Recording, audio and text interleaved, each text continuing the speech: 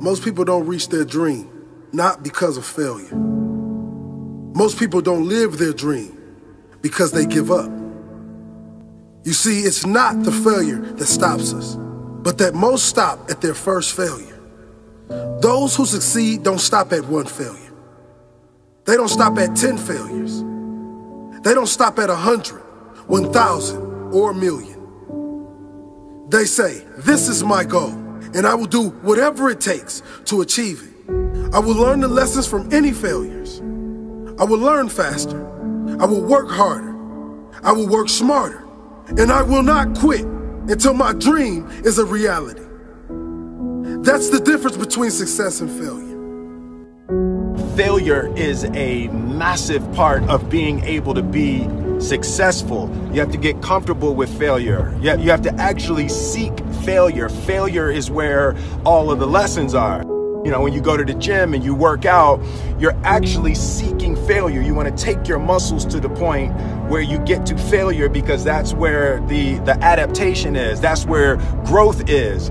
Successful people fail a lot. They fail a whole lot more than they succeed. They extract the lessons from the failure, and they use that, the energy, and they use the wisdom to come around to the next phase of success. Gotta take a shot. You have to live at the edge of your capabilities. You gotta live where you're almost certain you're gonna fail. The reason for practice. Practice is controlled failure. You're getting to your limit, getting to your limit, getting to your limit. You can't lift that, you can't do that, until you get to the point that all of a sudden your body makes the adjustment, and then you can do it. Failure actually helps you to recognize the areas where you need to evolve. So fail early, fail often, fail forward. Failure makes winners stronger. Failure makes winners hungrier. But it makes most give up. It makes most feel worthless. Winners don't enjoy failure, but they would never let failure stop them. Next time you encounter failure, you got to remember every great thing on this planet is here because the Creator learned what did work, but learned more from what did not work. When we are kids, we don't stop at failure. When we first learn to ride a bike, it's failure after failure. We get knocked down time after time, but we get up and push forward until we achieve our goal of riding the bike. But then we get old, and most of us get weak. We are too soft to get back on the bike. We come up with excuses. It must not be for me. No, you just soft. No, you just lazy. Tell yourself the truth. Get back on the bike. Learn why you failed, and make sure you don't fall again. Make sure you are stronger for having the lesson. You know, it's always a little bit frustrating to me when people have a negative relationship with failure. Fail early, fail often, fail forward. You're here right now at this moment because tomorrow you want to be somebody greater than the person you are today. You see yourself succeeding, you have a vision, you have a dream. Congratulations. You're already 10 steps ahead of 95% of the world. Imagine if Michael Jordan was scared of missing. He would have never taken a shot. Imagine if Steve Jobs was afraid of people not liking his product. There would be no iPhone. So ask yourself this. Do you want to be a person who fears failure, or do you want to be a person who loves success? Which one? Because you're going to have to pick today. And I'll tell you one thing. One is a failure, and one is a success. And if you love success, there is nothing that can stop you. All those negative things people say will mean nothing. They're going to talk about how only 1% make it to the top. Big deal. Want to know something else? Only 1% stick with that fitness program long enough to see results. Only 1% of nerds stick with that video game long enough to get good at it. Only 1% of relationships stick it out to the end. That doesn't mean you have a 1% chance. It just means you can't behave like the 99%. You'll have to do something better than giving up a month from now. Those are just numbers. You want to talk about numbers? Take a look around you and take a good look around you. Are you like 99% of the people around you? If you are, then you're in the wrong video, my friend. You have to love success just as much because that's what's going to allow you to get up and go for it. Being scared to fail won't do anything. In fact, when you love success and you start going for it, guess what happens? You're gonna fail. You're gonna fail 10 times, 100 times, maybe even 1,000 times. But that's okay. Failure isn't permanent. Falling isn't permanent. You get right back up and keep going. And this time, you're gonna be stronger, wiser, and you'll be more driven than ever. And for every 10 failures, you'll land one success. You have to love success so much that you're willing to fail 10 times before you can succeed once. That's how a winner does it. I want to explain the biggest myth that most people think leads them to success. And here's the myth. You might believe if you're scared to fail, you won't fail. Lies. Biggest myth ever. And I believed it. You see, I always thought that being scared to fail in life would literally keep me from failing. I would look at the losers around me and I would say, sheesh, I never want to turn out like him. I really believed this train of thought would help me succeed. Until one day, I was walking down the street and I saw an old man. Had a hat, suspenders, and a cane. Was about 80 years old. This old man was barely walking. He could walk, but the cane helped a lot. He was struggling. So anyway, he was walking across the street and he ended up falling. So I went over to go help him. And he gets up, says thank you, and we introduced ourselves. Had a little conversation. Told me his name and I told him mine. His name was Robert, by the way. And right as he walked away, I told him, this is what I said. Robert, you should stay inside where it's safe, my friend. And Robert turns around and says to me, I love walking. And I love walking way more than I'm afraid of falling. So I asked him, well, what about your safety? Don't you want to live? And he told me this. These are the exact words he said. He said this. Solo, living means doing what you love to do. And if I have to fall here and there to do what I want to do in life, then so be it. And he just walked away. Never saw him again. That was it. But that statement really had me thinking, and it had me thinking hard because I learned something that day. That's when I realized the true key to success. You see, I always thought if I could just fear the act of failing, and if I fear it like crazy, I will succeed. Because I thought the fear would magically motivate me to get out there and start taking action. But after that day, I realized something. I realized it's the love for success that will lead me to succeeding. So just imagine if Robert feared falling. Would he even start walking? Of course not. He wouldn't even do what he loved to do. He would sit at home and take no type of action. But he loved walking. Wasn't even scared to fall. It gave him life. That's what allowed him to get up and do it. He loved walking so much, he was willing to fall 10 times a day just to do it. And you have to be the same. So the next time someone tells you, you're gonna fail, you know what you tell them? Tell them they're right. But you're not afraid to fail. You're not afraid to take action. You're not afraid to jump. You're gonna fail 10 times, but you know what? It's cool. Because on the 11th time, you'll succeed. Oh, you'll succeed, all right. And it'll feel good. And while you're over here living the life of your dreams and complete happiness, guess where they're gonna be? That's right. They'll be failures, the real failures, over there where it's safe, scared to fail. Ironic, isn't it? You know, a lot of people come up to me and they ask me, Marco, what is it that motivates you most? And to answer their question, I reply back with a question. I say, what if I told you that you had 1 week left to live?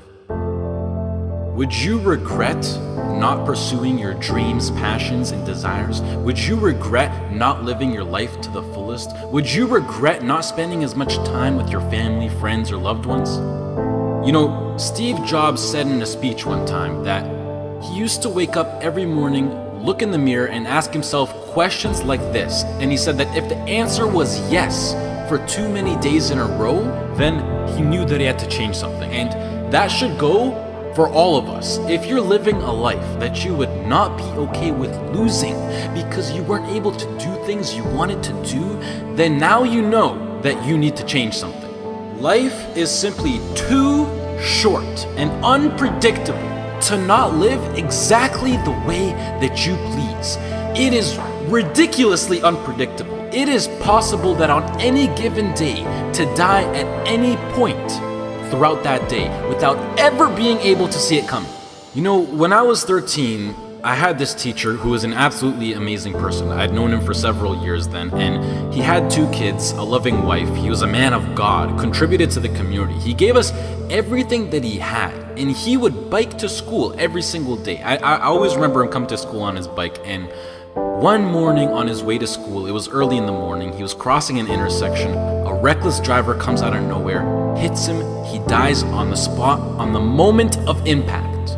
His death taught me so many valuable things in life, and one of them being that it went on to show that no matter how much you don't deserve to die, and no matter how good of a person you are, and no matter what your situation is, no matter anything, it goes to show that death is inevitable and random, and it will eventually consume each and every single one of us, whether it's in 50 years, in 10 years, next year, or even tomorrow. You cannot control it. The people around you cannot control it. As long as you're at the wrong place at the wrong time, your whole life could disappear in the blink of an eye, along with everything you wished you could have done. Whether you're walking down the street, whether you're stepping into the elevator, whether you're walking down the stairs, whether you're just existing. Listen, you'll see people from nowhere die of a heart attack. Gone. No family history, no symptoms, no causes, nothing. It happens, and that's the cruel life that we live in, and it's something that we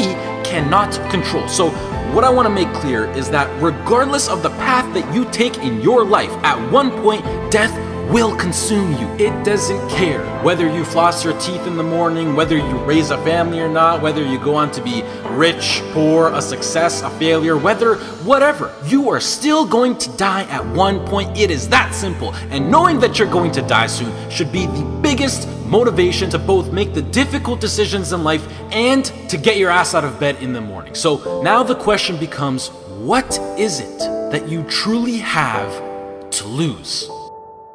If you pursue your dreams and you fail, sure, you might be a little bit more financially unstable. You might experience stress or other feelings you wish you never had to experience. But either way, even if you fail, you will end up back to where you started, which is where you are now. So what do you literally have to lose? Some of you right now, you're thinking about maybe starting a business. You have a great idea that you want to incorporate into your lifestyle. Maybe you're thinking about pursuing your dreams to the fullest. Maybe you're thinking about putting in the work to become a doctor, an engineer, a firefighter, a professional athlete. But some of you won't follow these ambitions because you're afraid. You're afraid to fail. You let the fear of failure dictate your actions, and you're afraid of what mama or papa thinks. You're afraid of what your sister, your brother thinks, or your grandpa or your grandma, or your cousins, or whoever. But what truly matters is you. You are in possession of a gift. You have a talent, and whatever that talent is, you can make yourself and the people around you a stronger and better place with it. But sometimes the only way to do that is to take a risk. At one point, you have got to take a leap if you want to make that gift that you have become a reality. Otherwise, society will gladly accept you as a 9-to-5 slave working just to pay off your rent and to stay alive and to live for the weekend, which is the absolute worst way to live. If you don't jump, believe me, if you don't pursue your gift, you will live a life full of regret, and your gift, your dreams, everything that you ever had to offer to the world will die with you. From first-hand experience, I am pissed off at myself. I am pissed off, and I regret so much in my life. I can't even fathom explaining it. Not about what I've done, but what I haven't done. All the opportunities that I turned down, and all the chances that I never took just because I was afraid or because I was worried about what other people think. And I officially decided to sit down. I sat down for weeks. I didn't just think of what I'm saying right now. I didn't think of it overnight. This is months. This is months of thinking, and I just sat down and I just wrote. And after comparing the randomness of death versus the chance of you failing while relentlessly pursuing your dreams versus the chance of you living a terrible life because you failed at pursuing your dreams versus just calling it a day right now and living a traditional Western world lifestyle versus everything you can think of versus absolutely everything. And I can gladly say that right now, as of this moment right here, I would rather live each day as if it were my last and take every risk possible in these sacred moments that I have on earth now to make myself as successful and happy as possible than to be sitting in my deathbed when I'm 90 years old regretting not taking a chance and thinking about what my life could have been if I just jumped when I was 18 or when I was 15 or when I was 22, because tomorrow is not a promise. I would rather die trying to live my dreams than to live a longer life filled with regret.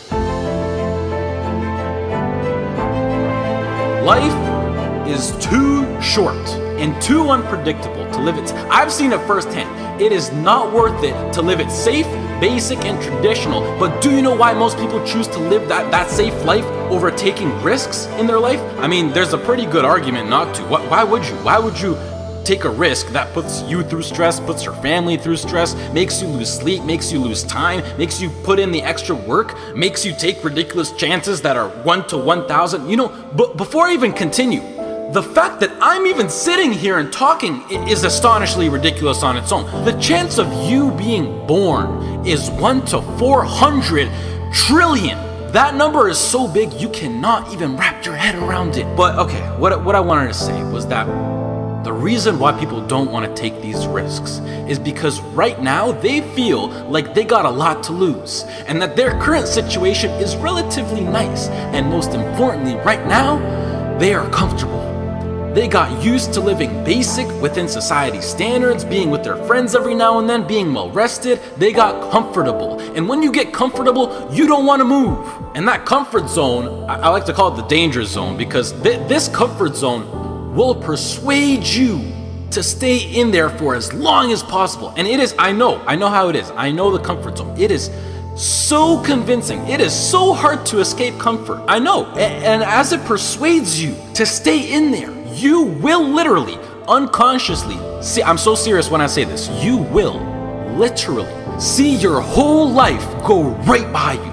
And the main reason that I'm serious about this now is because I am pissed off for greatness. I want to move mountains. And like Ray Lewis once said, if you're not pissed off for greatness, then you're okay with being mediocre. And I am definitely not okay with being average. And I don't think anyone should be. But anyways, to address why I'm even talking about any of this at all in the first place is because I recently got an offer to move out to Los Angeles, California to live with 2 other entrepreneurs as a content creator and media influencer. And it makes me sad because it's opened up my eyes to see what I truly have in store for me, what's waiting for me out there in the future, and it's just a tiny glimpse of what I'm capable of achieving within my short life. However, I doubt that I could get the right legal paperwork done in order to move to the US to work for a job such as YouTube, which is really not in control of the government, and the last thing that I want to do is to go to the US to work in a legal job as an illegal immigrant. So as of this moment, I feel like I have to pass up yet another opportunity, and it makes me feel like I just keep letting my dreams slip from my hands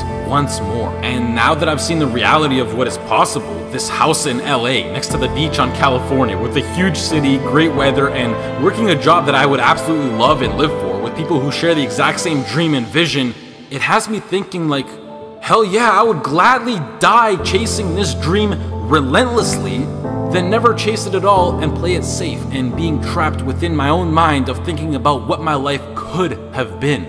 I hope to do more videos like this where I speak because they're really like a therapy for me, and it helps me get my mind off things, and hopefully some people can be influenced by what I'm actually saying. I would also like to say that I think education is extremely important and plays a crucial role into bringing success into your life, and that knowledge is power. The best thing in life is to always have a backup plan and take into consideration what if something goes wrong. And it's something that every role model that I look up to tries to enforce, but I feel like education will always be here for me to come back to, whether I'm 20, 25, 40, or whatever. And I think that I have an amazing idea, vision, passion, and drive now in my peak, and that I'm able to capitalize on, which makes me feel like I'm throwing it away if I don't pursue it. And the biggest response that I've been getting recently is, Marco, what if it fails? Which, I mean, yeah, like, what if it fails? But that's the whole point of taking a chance with things like startup companies or entrepreneurship. It's ridiculously high risk. Like, what if I get hit by a car? What if I lose my wallet? Or better yet,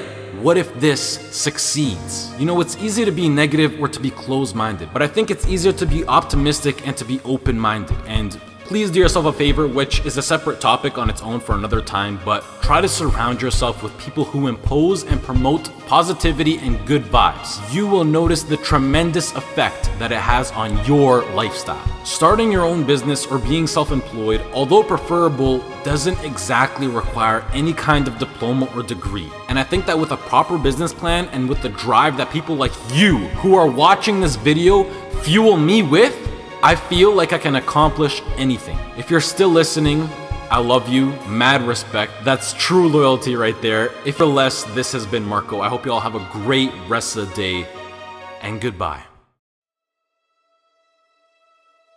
By a lot of fail. I failed for funny things that I failed a key primary school test for 2 times, and I failed 3 times for the middle school. You know, for 3 years I tried to fill in the universities. So I applied jobs for 30 times, got rejected. I went for a police, they said, no, you're not good.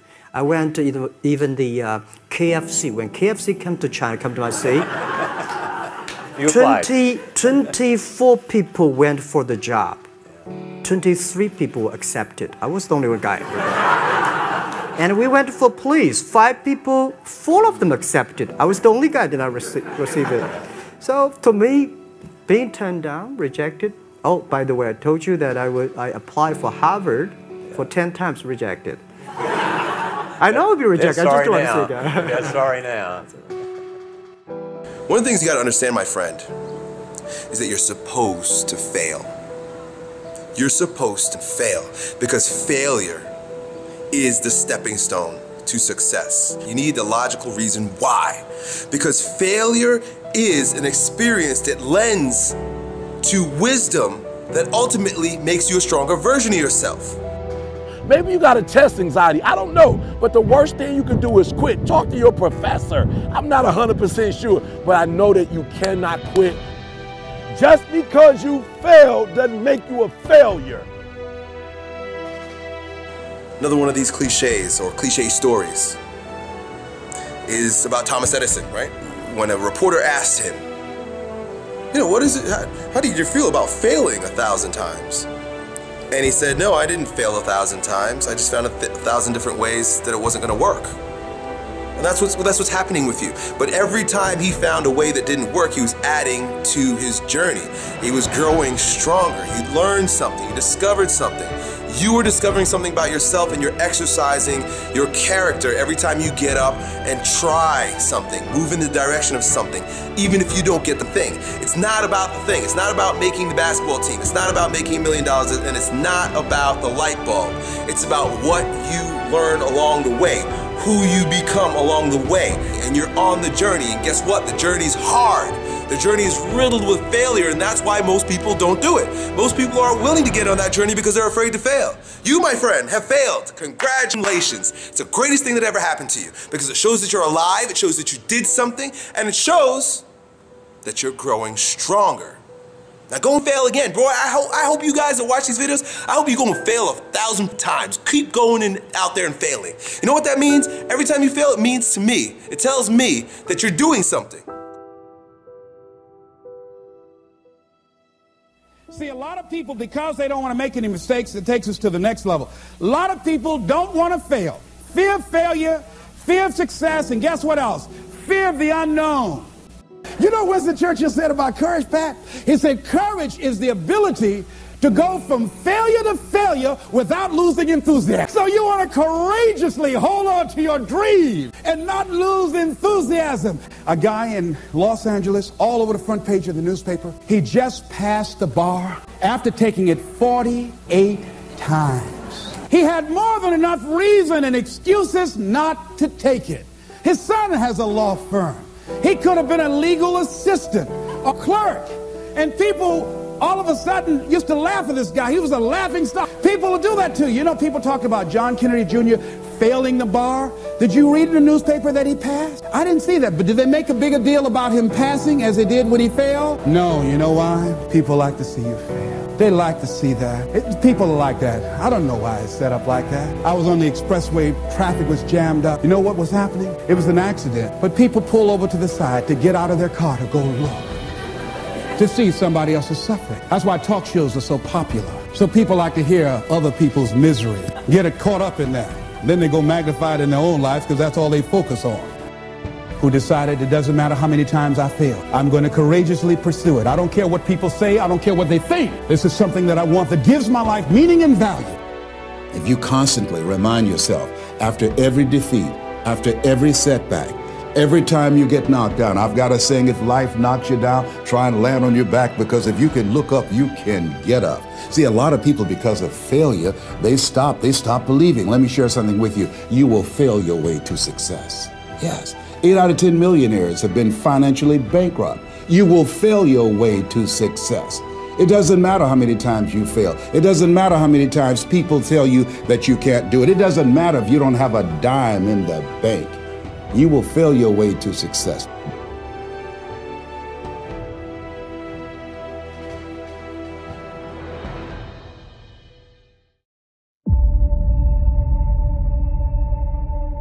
There's something about the way we perceive success that results in one of the greatest tragedies of our time. And that's the belief that successful people, the ones at the top of their game, that talent is what punched their ticket, that destiny brought them to the finish line. And that's wrong. It's wrong because it takes the journey, the struggle, the scratching and clawing that it took to get to the top of the mountain and throws it out the window. It completely mitigates what's most important. In the real world, the one we are living in, it doesn't matter who you are never entitled to a result. Victory is a product of the fight.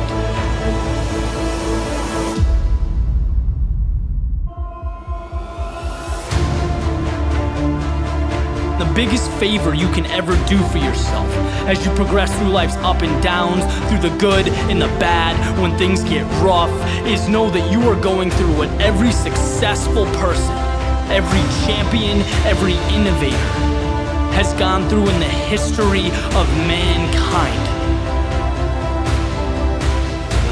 Struggle is beautiful.